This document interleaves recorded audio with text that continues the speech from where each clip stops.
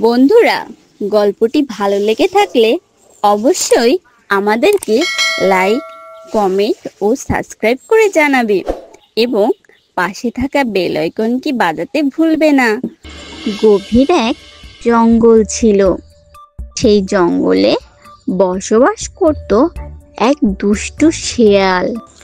জঙ্গলে যতগুলো পশু পাখি ছিল তাদের সবার ছানাদের দুষ্টু শেয়ালটি খেয়ে নিত। আর ওই দুষ্টু শেয়ালের সহচর ছিল কাক। কাকটি ঘুরে ঘুরে জঙ্গলের চারিপাশ দেখত। যেখানে পাখিদের ছোট্ট ছানা দেখত সে যেমনি সব কিছু শেয়ালকে খুলে বলতো। আর শেয়াল খবর পেয়ে সেই ছানাদের খপ করে গিলে খেয়ে ফেলতো। আর এভাবেই জঙ্গলের পশু পাখি যেন কমে যেতে লাগলো। যেহেতু কোনো ছানা হবার আগে শেয়ালটি সকল ছানাদের খেয়ে নিত। পরিশেষে কোনো ছানাই আর বড় হতে পারছিল না, যার ফলে তাদের আর বংশ বিস্তারও হচ্ছিল না। আর এভাবেই জঙ্গলে পাখির সংখ্যা ক্রমাগত কমে যেতে লাগলো। পরিশেষে শেয়ালের খাদ্যের অভাব হলো। আর তাই তো শেয়াল আজ কাককে ডেকে বলল, কি রে কাকুয়া, কোনো সন্ধান কি পাচ্ছিস না? অনেকদিন খাবার না খেতে খেতে আমি যে অনাহারেই মরবো, পরিশেষে নাকি তোকে খেতে হয়। কি বলছেন পণ্ডিত মশাই? এমন কথা আপনার মুখে শোভা পায় না। আমি আপনার সহচর, আপনাকে সর্বক্ষেত্রে আমি সাহায্য করব। তাহলে খাদ্যের সন্ধান দিচ্ছিস না কেন?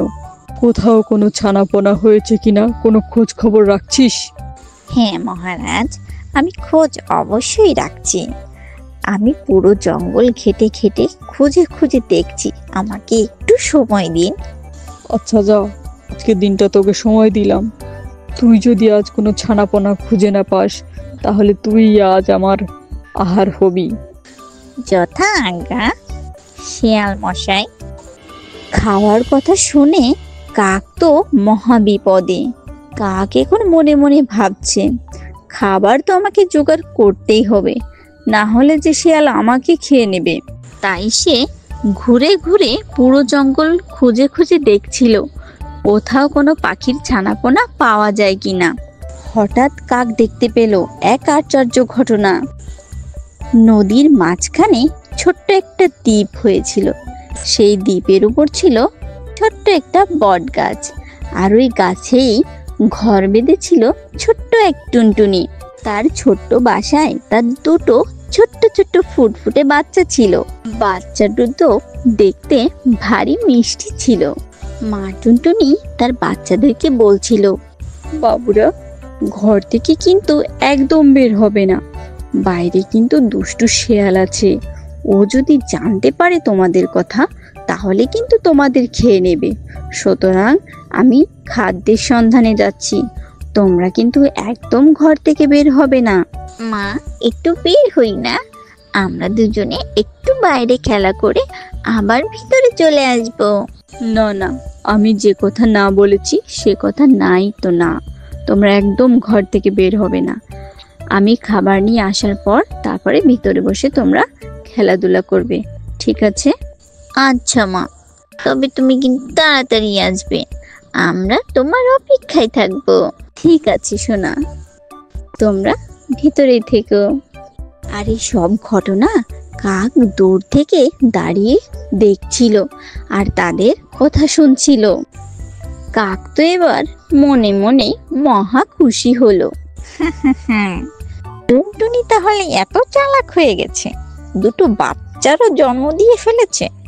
আর ওদিক দিয়ে আমি শিয়ালের আহার হচ্ছিলাম। আজ দাঁড়াও, শিয়ালকে বলিনি, তারপর তোমাদের মজা আমি দেখাচ্ছি।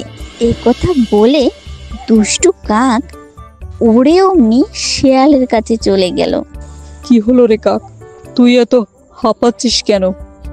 দাঁড়ান মহারাজ, দাঁড়ান, একটু জিরিয়ে নি, তারপর খুশির খবরটা বলছি। কি আবার তোর খুশির খবর?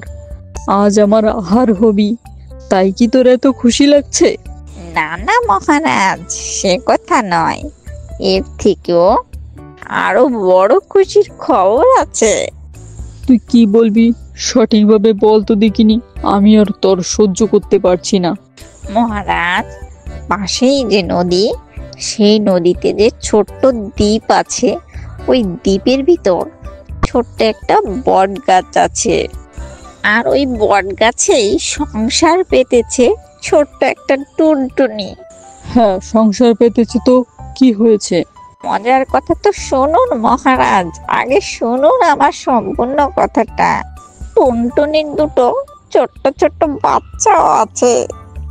কি বলি, টুনটুনির ছোট্ট দুটো বাচ্চা আছে? আমি তো এ কথা আজ পর্যন্ত জানতে পারলাম না।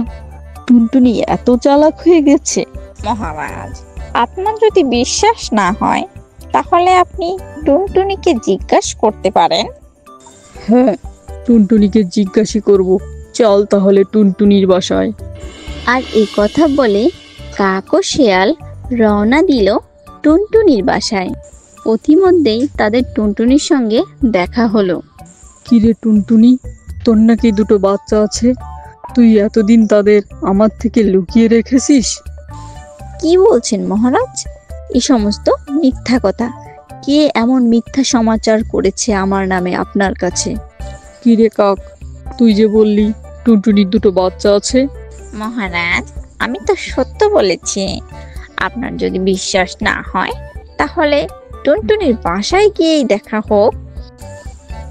কি রে টুনটুনি, কাক কি মিথ্যা কথা বলছে? হ্যাঁ মহারাজ, কাক মিথ্যা কথা বলছে। আমার কোনো বাচ্চাই নেই তো। আপনার যদি বিশ্বাস না হয় তাহলে আমার বাসায় যেয়ে দেখতে পারেন। এদিকে টুনটুনি তো ভয়ে ভয়ে কাঁপছে, কারণ তার যে সত্যি সত্যি দুটো বাচ্চা আছে। যদি তার বাসায় যায়, শিয়াল যদি দেখে তার বাচ্চা, তাহলে তো খপ করেই খেয়ে নেবে। তারপরেও শিয়ালের মন রক্ষা করার জন্য টুনটুনি, কাক ও শেয়াল তিনজনে টুনটুনির বাসায় গিয়ে পৌঁছালো। কি রে কাক, ভিতরে গিয়ে দেখাই তো টুনটুনির বাচ্চা দুটো আছে কিনা। হ্যাঁ মহারাজ, সে কথা কি আর বলতে, আমি এক্ষুনি যাচ্ছি। একথা বলে কাক ভিতরে গিয়ে দেখলো টুনটুনির বাচ্চা দুটো কোথাও নেই। সে ঘরের আনাচে কানাচে সব জায়গায় ভালো করে খুঁজলো, তারপরেও টুনটুনির বাচ্চা দুটোকে পেল না। কি রে কাক, বাচ্চা দুটো কি পেলি? আগে মহারাজ, না মানে কি রে, তো করছিস কেন? পেলি কি পেলি না সেটা বলবি তো। না মহারাজ, পাইনি। তাহলে তুই কি আমাকে মিথ্যা কথা বলেছিস? জানিস এর শাস্তি কত বড় হতে পারে? আর এদিক দিয়ে টুনটুনির গলার পানি যেন শুকিয়ে যায়। সে মনে মনে ভাবতে লাগলো, বাচ্চা দুটো তো ঘরে বসেই খেলা করছিল, তাহলে বাচ্চা দুটো গেল কোথায়?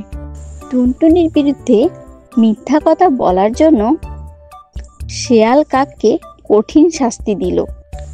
শেয়াল কাকের গলাটা ধরে খপ করে চিবিয়ে খেয়ে ফেললো। কে মিথ্যা কথা বলার শাস্তি প্রাণ দিয়েই দিতে হলো। কাককে খেয়ে শেয়াল ওখান থেকে চলে গেল। আর এদিকে মা টুনটুনি তো অনেক চিন্তিত হয়ে পড়লো। সে বাসার ভিতর এসে কান্না করতে লাগলো। আমার বাচ্চাগুলো কোথায় গেল? আমার সোনা দুটো কোথায় গেল? আমি ওদের তো ঘর থেকে বেরোতে বারণ করেছিলাম, তাহলে ওরা আজ কোথায় গেল? আমি তো ওদের খুঁজে পাচ্ছি না। এখন বাচ্চা দুটো খুশি মনে উড়ে তার মায়ের কাছে এলো। মা, তুমি খাবার নিয়ে চলে এসেছো? আমরা চলে এসেছি। আমরা একটু বাইরে খেলা করতে গেছিলাম। বেশি দূরে না মা, আমরা ঝোপের আড়ালে বসেছিলাম। যখনই আমরা ভাবলাম যে আমরা ভিতরে যাব, তখনই দেখলাম দুষ্টু কাক আসছিল। আমরা ঝোপের আড়ালে বসে তোমাদের সব কথা শুনছিলাম। দুষ্টু কাককে শাস্তি দেওয়ার জন্য আমরা ঘরের ভিতরে যাইনি, আমরা বাইরে লুকিয়েছিলাম। কি গো মা, আমরা অনেক ভালো কাজ করেছি না? হ্যাঁ শোনো, তোমরা ভালো কাজ করেছো।